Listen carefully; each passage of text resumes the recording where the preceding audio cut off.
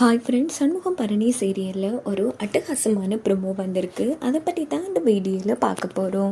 அதுக்கு முன்னாடி நம்ம சேனலை சப்ஸ்கிரைப் பண்ணாதவங்க கீழே இருக்கிற சப்ஸ்கிரைப் பட்டனை கிளிக் பண்ணிவிட்டு பக்கத்தில் இருக்கிற பெல் பட்டனையும் கிளிக் பண்ணிடுங்க. சரி, வாங்க வீடியோக்குள்ளே போகலாம்.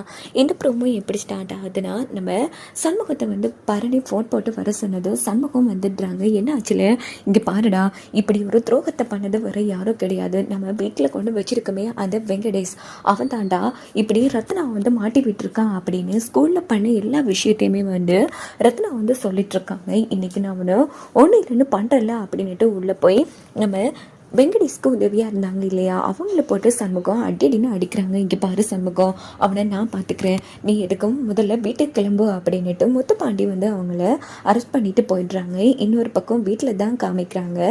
வெங்கடேஷ் உஷாராயிட்டாங்க வீட்டை விட்டு போகிறதுக்கு. அப்படின்னு பார்த்து இசைக்கு தடுத்து நிறுத்தினதும் இசைக்கு பிடிச்சி தள்ளி விட்டுடுறாங்க. உடனே வீரா கையில் ஒரு பொருளோட நிற்கிறாங்க. அப்போது அந்த பொருளை தட்டி விடுறாங்க. அப்படின்னு பார்த்து பின்னாடி மடக்கி பிடிச்சிடுறாங்க சண்முகத்தோட அப்பா. உடனே ரத்னா வந்ததும், இல்லை இது எல்லாத்துக்கும் காரணம் இந்த பொறுக்கி பையன்தான் அடிங்கலாம் அப்படின்னதும் ஒரு கட்டை எடுத்துட்டு ரத்னா வெங்கடேஷை போட்டு அடினா அடிச்சிடுறாங்க. அப்படின்னு பார்த்து கட்டையை பிடிச்சி தள்ளிட்டு கீழே கிடந்த அந்த கூர்மையான பொருள் எடுத்து ரத்னா கழுத்தில் வச்சிடுறாங்க. முடிஞ்சா காப்பாற்றுங்களா அப்படின்னுட்டு வெங்கடேஷும் அங்கேருந்து அழைச்சிட்டு போயிடுறாங்க. இன்னொரு பக்கம் ஃபோன் போட்டு விஷயத்த நம்ம சண்முகம் கிட்டே சொன்னதும் உடனே சண்முகம் அடிச்சு பிடிச்சி, நான் என் தங்கச்சியை காப்பாற்றுறேன், அந்த வெங்கடேஷுக்கு ஒரு முடிவு கட்டுறேன் அப்படின்ட்டு கிளம்புறாங்க. இன்னொரு பக்கம் வெங்கடேஷ் ஒரு குடோனில் நம்ம ரத்னா வச்சுருக்காங்க. இங்கே பாரு, என்னை தவிர உன்னை நான் யாரும் கட்ட விடவும் மாட்டேன்டி, உன்னை நான் நிம்மதியாக இருக்க விட மாட்டேன்டி, எப்படியிலேருந்து எப்படி அந்த சண்முகம் உன்னை காப்பாற்றுறான்னு பார்க்குறான் அப்படின்ட்டு செம்ம டென்ஷனில் இருக்காங்க.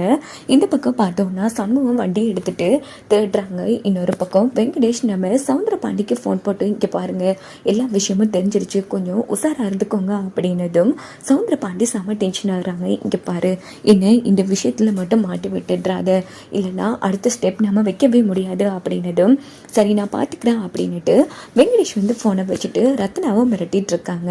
அப்படின்னு பார்த்து செம மாசா என்ன நடக்குதுன்னா, நம்ம சண்முகம் அந்த கிரவுண்டுக்குள்ள வெங்கடேஷா அடினா அடிச்சிடுறாங்க. இன்னொரு பக்கம் நம்ம முத்தப்பாண்டி அந்த பையனை அரெஸ்ட் பண்ணிட்டு போறதா சொல்லியிருப்பாங்க. இல்லை, ஸ்கூலுக்கு முன்னாடி அறிவழகனை எப்படி கட்டி வச்சாங்களோ அதே மாதிரி அவனையும் கட்டி போட்டுரு அப்படின்னு சொல்லியிருப்பாங்க. அதே மாதிரி முத்தப்பாண்டி கட்டி போட்டு வச்சிருக்காங்க. ஊர் மக்கள் எல்லாருமே ஒன்று கூடி நிற்காங்க. அப்போ நம்ம பரணி என்ன அப்படி பார்க்குறீங்க, இதோ இருக்கானே இவன், அந்த வெங்கடேஷ் சொல்லி தான் அறிவழகனுக்கும் ரத்னாவுக்கும் இவ்வளோ பெரிய கெடுதல் பண்ணி வச்சிருக்கான். அவன் தான் திட்டம் போட்டு இவனை வச்சு காஃபியில் ஒரு மருந்தை கலந்து கொடுத்து அறிவழகனையும் ரத்னாவையும் மயக்கமடைய வச்சு கதை போட்டிருக்கான். இதுக்கு இந்த ஸ்கூலில் வேலை பார்க்குற இந்த தடிமாடுங்க துணையாக இருந்திருக்கு. பொய்யும் ஒரு நல்ல பிரின்சிபலையும் ஒரு நல்ல வாத்தியாரையும் சந்தேகப்பட்டு அத்தனை பேர் முன்னாடி அந்த வாத்தியாரை அடிச்சது இல்லாமல் ஒரு பொம்பளைன்னு கூட பார்க்காம விசாரிக்காம இப்படி அசிங்கப்படுத்திட்டீங்களே, உங்களுக்குலாம் மனசாட்சி இருக்கா இல்லையா அப்படின்னு பரணி ஊர்க்காரங்களை தட்டிட்டு இருக்காங்க. அப்போ ஊர்க்காரங்க எல்லாருமே தலை குனிச்சு நின்றுட்டு இருக்காங்க. இந்த பக்கம் பார்த்தோம்னா நம்ம சண்முகம் வெங்கடேஷா அடினா அடித்து தரதரன்னு இழுத்துட்டு வராங்க. என்ன அப்படி பார்க்குறீங்க, இந்த பொறுக்கி பையன் தான் என் தங்கச்சி மேலே வீணாக பழி போட்டான்.